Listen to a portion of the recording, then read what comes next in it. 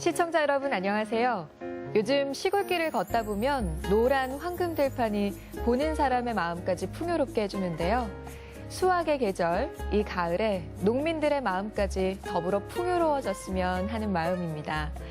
풍요롭고 활기찬 농촌을 만들기 위해 애쓰시는 분들 참 많으시죠. 오늘은 그분들 중 한 분을 모셨는데요. 정읍농협의 윤하명 조합장과 함께 우리 농촌의 이야기 함께 나눠보겠습니다. 안녕하세요. 예, 안녕하십니까. 반갑습니다. 네. 반갑습니다. 요즘 한창 이 농촌은 바쁜 철인데 요즘 어떻게 보내고 계세요? 올해는 그 어느 때보단 대외적인 활동이 커서 더 바쁘게 시간을 보내고 있습니다. 우선 내적으로는 이제 가을 수확기가 접어들어서 또 올해도 농산물이 대풍이 들었습니다. 그래서 농민들이 생산하는 벼를 수매를 준비를 착실하게 하고 있는데요. 농촌의 실정이 흉년이 들어도 걱정이고 또 풍년이 들어도 걱정인 것 같습니다. 올해는 그 어느 때보단 대풍이기 때문에 벼가 많이 하락하고 또 창고가 부족해서 이 벼를 보관할 만한 장소도 부족하고 이런 어려움을 있기 때문에 저희 농협에서는 그런 농민들을 위해서 신속하게 수매해서 건조 저장해서 도시에 판매하는 역할을 다 준비를 했고요. 또 잘 아다시피 올 3월 달에 50년 만에 호남에서 농협중앙회장을 최초로 당선을 시키는 그런 기적을 만들었습니다. 그래서 저도 역시 4월 1일부터 농협중앙회 금융주지 이사로 가서 활동을 하고 있는데요. 농협중앙회는 430조 원의 자산이 있고 또 금융주지 이사와 경계지주 구분해가지고 지금 운영을 하고 있는데요. 또 그 어느 때보단 금융이 많이 어려지고 있습니다. 네. 조선 3사나 해운 이런 데 부실이 많이 있기 때문에 금융 진주에서 만전을 다 기하고 또 은행이 과거하고 달라져서 어제 어디 언론을 보니까 10년 전에 은행 직원만큼 하락했다고 하듯이 지금은 인터넷 은행 또 핀테크라는 IT의 첨단의 은행이 돼 있기 때문에 거기 준비하는데 열심히 지금 양정리를 하고 있습니다. 네, 역시 뭐 농촌이 바쁜 만큼 조합장님께서도 아주 바쁜 나날을 보내고 계신 것 같네요. 예. 지금 정읍농협의 조합장으로 계신데 정읍농협은 그 규모가 어느 정도나 되나요? 정읍농협은 1972년에 설립이 됐고요. 현재 자산은 5,970억입니다. 또 본전과 지점 8개 은행을 운영하고 있고요. 또 하나로마트 3개를 운영하며 조합원님들의 수는 6,700명인데요. 그 속에 여성조합원이 45% 점유를 이렇게 하고 있습니다. 네. 올 3월이죠. 이 조합장 선거에서 당선돼서 어마어마한 기록을 세우셨어요. 정읍농협 5선이라는 대기록을 세우셨습니다. 아마 최장 기록이 아닐까 싶어요. 예, 저 개인적으로는 영광으로 생각하고 있습니다. 96년도 2월에 당선돼서 현재까지 제가 재임을 하고 있기 때문에 약 20년 정도의 세월이 흐르고 있습니다. 그렇지만 이제 우리 경제적인 사정에 여의치 못하고 모든 환경이 녹록하지는 못하지만 초심을 잃지 않고 열심히 이렇게 하겠습니다. 그럼 5선에 도전한다고 했을 때 주변에서는 반응이 어땠을지 좀 궁금해져요. 너무 오래 하는 거 아니냐 이런 얘기도 좀 있었을 것 같은데. 그렇죠. 장기 집권이라고 흔히 이렇게 말씀드리고 그런데요. 제가 2014년도에 정읍시장 경선에 도전을 했거든요. 그래서 거기에서 제가 이제 실패를 하고 사회생활을 좀 쉬고 싶었습니다. 그런데 많은 조합원님들의 뜻과 또 내부적인 직원들의 여망이 경륜이 있고 그동안 경영을 잘했던 조합장이기 때문에 다시 한번 5선에 도전해 주라고는 그런 희망을 가지고 오선에 도전을 하게 됐습니다. 그런데 다행히 득표율이 71%를 얻었기 때문에 그분들의 권유가 맞았지 않을까 그런 생각을 갖습니다. 네. 조합장으로서 5선의 기간 동안 정말 많은 일들이 있었을 것 같은데 예. 재임 기간 중에 가장 기억에 남는 일은 어떤 게 있을까요? 정읍 농협이 99년도 하나로마트를 개장을 했습니다. 그때 전국 농협 최초로 대형마트를 개장해가지고 성공을 했습니다. 이게 이제 널리 알려져서 전국의 많은 농협들이 저희 농협 하나로마트를 벤치마킹해서 와서 배우셔가지고 지금은 전국적으로 이렇게 하나로마트가 대형화가 활성화하게 되는 성지로 자리 잡은 게 있고요. 또 2004년도 농협중앙에 이사를 했었습니다. 그때 당시 전주에 교육원이 있었는데 이 교육원을 IMF 때 매각을 해버렸습니다. 그래서 우리 유일하게 전라북도만 연수원이 없어서 타도로 교육을 가는 농민들이 많이 있고 그랬습니다. 그래서 그것을 관철해서 지금 부안 격포에 농협 수련원이라고 이름을 해가지고 450억을 들여서 신축해서 아주 인기 있게 운영을 하고 있고요. 또 마지막에는 요 근래 같이 그때도 몇 년 동안 풍년을 이루다 보니까 벼 재고가 굉장히 많이 농협마다 쌓여 있었습니다. 그래서 농협이 굉장히 위기를 맞이했는데 이걸 농협 중앙에다가 전량 매각을 진행하는 성과가 있었습니다. 네. 당시 농림부 장관님을 면담해서 설득해서 농협중앙회가 이걸 인수를 하면 대북용으로 전환하기로 약속을 해가지고 중앙회를 설득한 결과 약 1,000억에 가까운 예산을 들여서 벼를 농협중앙회가 수매한 적이 있는데요. 거기에 50%가 우리 농도인 전북에 재고가 쌓여 있어서 네. 전라북도의 위기를 극복해 준 기억이 나고 있습니다. 네. 뭐 생각나는 일들이 정말 더 많으실 것 같아요. 오랜 시간 동안 이 농협에서 없어서는 안 될 그런 존재로 계셔 오셨는데 처음에 이 농협과는 어떻게 인연을 맺게 되신 건가요?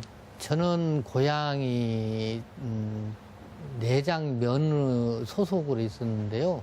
그때 당시 부모님 권유로 농업에 종사하게 됐었습니다. 네. 그랬는데 거기에 내장면 농협이 있었는데요. 거기에 젊고 그래서 조합원들의 권익 향상을 위해서 이사로 출마해서 당선돼가지고 이사로 시작했었는데 그 이후 내장 농협이 부실해가지고 정읍 농협으로 합병을 했습니다. 그래서 네. 그 정읍 농협 이사로 다시 등장하게 됐던 게 농협하고 인연이 맺어진 것 같습니다. 네, 그렇게 농협과 인연을 맺은 게 벌써 조합장으로서 5선까지 하시고 예. 정말 오랜 인연을 맺어 오셨는데요. 1995년이었죠. 쌀 예. 사고로 인해서 부실조합으로 지정이 된 정읍 농협. 그 이후에 전국 최우수 농협으로 탈바꿈한 사례는 정말 두고두고 회자가 될 만큼 아주 역사적인 일이라고 해도 과언이 아닌데요. 이 1995년에 큰 위기가 닥쳤을 때는 많이 좀 막막하고 힘드셨을 것 같아요. 그때 심정이 어떠셨나요? 정읍 농협뿐이 아니라 전국을 강타했습니다. 그 원인이 정부에서 추곡수매 정책을 농협으로 넘기면서 많은 농협이 미국 종합처리장을 신축하게 됐습니다. 그런데 여기에서 갖고 오는 쌀이 경쟁이 심화되다 보니까 제대로 그 보존 조치가 부족하니 많이 쌀이 바깥으로 유출돼서 각 농협마다 부도위기가 왔는데요. 역시 정읍농협도 그때 상당히 위기 상황이 오고 많은 분들이 자금이 이탈하고 부도 일보 직전인 상황에서 95년도에 시원을 하다가 이런 위기를 극복하기 위해서 조합장에 도전을 해서 당선이 됐습니다. 그래서 이제 그 2년 동안 저 자신도 임금을 받지 않고 또 많은 구조조정을 통하고 불효불구한 부동산을 매각하고 경비를 줄이고 직원들과 같이 조합원님들과 같이 감내를 하고 보니까 2년 만에 특별관리조합을 최초로 해제를 했습니다. 그래서 그때가 가장 이기면서 보람 있었던 사항이 아닐까. 정말 주저앉을 수도 있었던 그런 위기 상황을 또 어떤 새로운 기회로 또 만들어내신 게 아닐까 싶은데요. 예. 제가 이렇게 쭉 조사를 해보니까 그동안 이뤄내신 업적도 상당히 대단하더라고요. 예. 2005년에는 농협 종합 업적평가 전국 1위를 달성하셨고 예. 그리고 4년 연속 클린뱅크 인증서를 획득하셨습니다. 이 조합장님의 경영 제1원칙 가장 중요하게 생각하는 거 경영에 있어서 이런 게 예. 있다면 어떤 게 있을까요? 첫째는 아까 앞전에 말씀드리듯이 여성의 사회적인 진출이 네. 앞으로 미래에 큰 힘이 될 거라 생각해서 45%의 조합원을 여성 조합원으로 확대를 했고 또 거기에 경영을 참여하기 위해서 여성 이사나 대의원을 많이 이렇게 경영해서 활동하시게 이렇게 했습니다. 또 가장 중요한 것은 그 농협의 조직원들의 생각이라고 같습니다. 그래서 네. 우리 직원들을 꾸준한 교육을 통해서 인성을 양성하고 또 열정을 갖게 하는 그게 직원들의 힘이 또 가장 컸다고 생각합니다. 지금도 직원들한테는 미안하지만 어떤 목표를 이렇게 부여하면 반드시 100%를 직원들이 완수하는 그런 열정이 지금도 이렇게 갖고 있고요. 또 하나 마지막에는 사회적 기업이라고 생각이 듭니다. 네. 그 지역에서 얻어지는 이익은 반드시 농업, 농촌, 농민을 위해서 이렇게 써지게 되고 또 소외되고 어려운 분들을 위해서 이렇게 환원하는 그런 사업을 이렇게 꾸준히 해서 저희 농협이 이렇게 성장하는 동력이 됐다고 저는 평소에 이렇게 생각을 갖습니다. 네. 조합장님께서는 이제 뭐 사람이 답이다 이런 책도 펴내셨어요. 예. 이 책에는 조합장님의 어떤 철학이 담겨 있는 책이라고 생각이 되는데 어떤 내용인지 소개를 좀 해주시죠. MBC 드라마에 그 상도라는 그 드라마가 있었습니다. 그 거상 임상욱이 아버님이 이렇게 말씀하신 것인데요.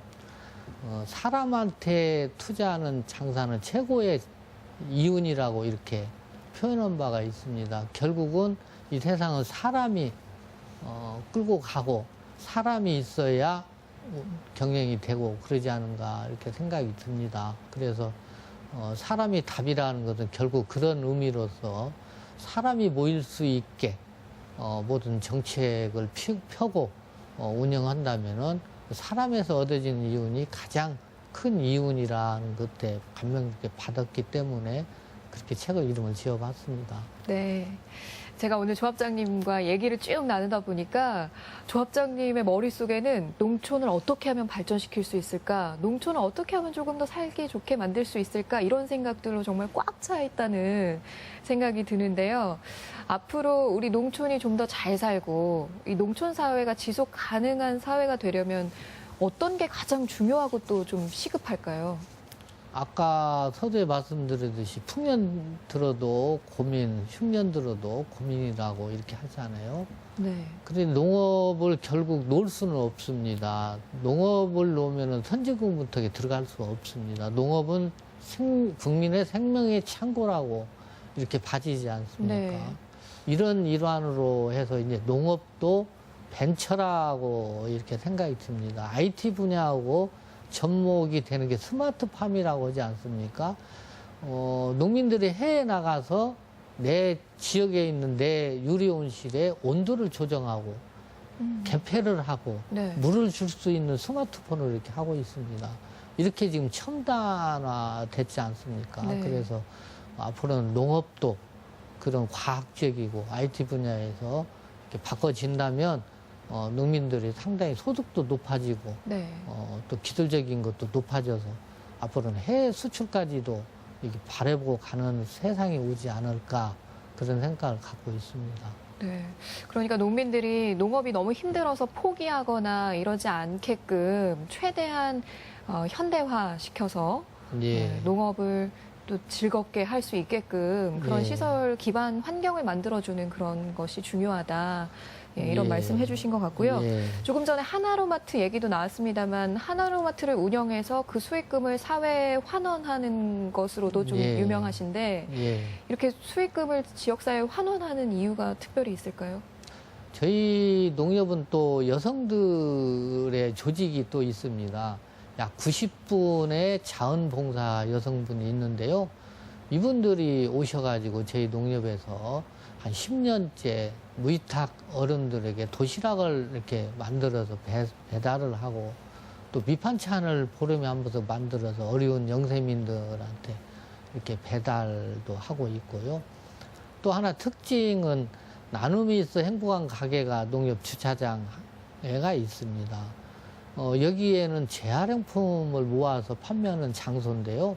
우리가 흔히 백화점 가서 비싼 옷을 사서 유행이 떨어지면 안 입잖아요. 네. 이걸 남 주기는 좀 미안하고 버리자니 너무 비싼 거 아까웠고 네. 이런 부분을 저희 행복한 가게에다 기부를 하시면 시민들이 자원봉사자들 그걸 수선해서 1,000원, 2,000원에 판매를 하게 됐습니다.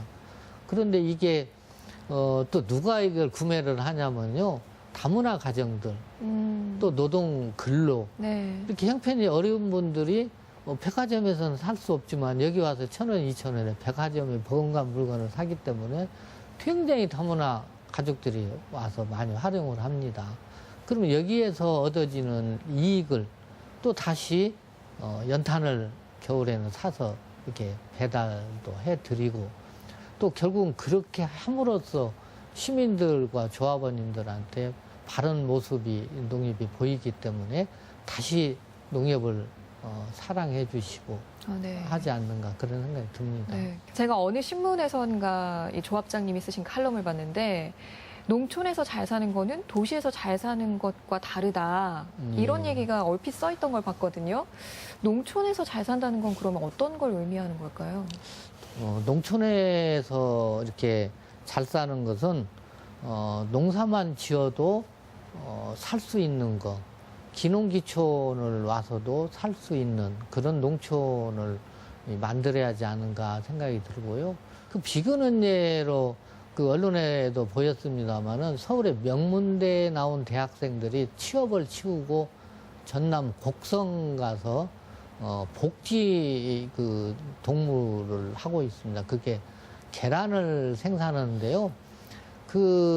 여기 양계장은 이 화면이 이렇게 보여가고 스마트폰으로 소비자들이 그 닭이 노는 모습을 다 봅니다.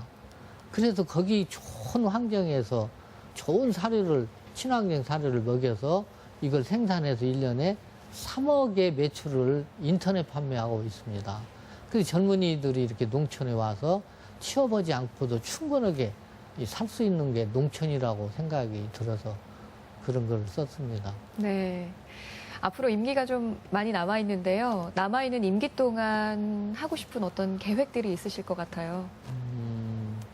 이제 아까 말씀드린 대로 오선도 하고 그래서 이제 저도 마무리를 잘 이쁘게 하고 내려가는 모습이 아름다워야 한다는 생각을 늘 갖고 있습니다. 기회 되면은 좋은 후보를 양성해서 후임을 잘 두어서 제가 했던 이런 그 열정을 그대로 이어받아서 이렇게 했으면 하는 생각이고요.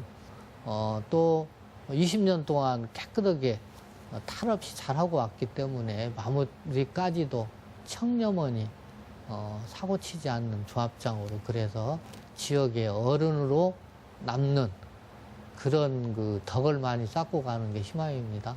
네. 사고 치지 않는 조합장이 되겠다. 예. 이 말이 딱 와닿네요. 네. 지금까지 농촌을 위해서 힘써주신 만큼 앞으로도 멋진 어른으로 또 조합장으로 남아주셨으면 좋겠습니다. 오늘 나와주셔서 고맙습니다. 네, 고맙습니다.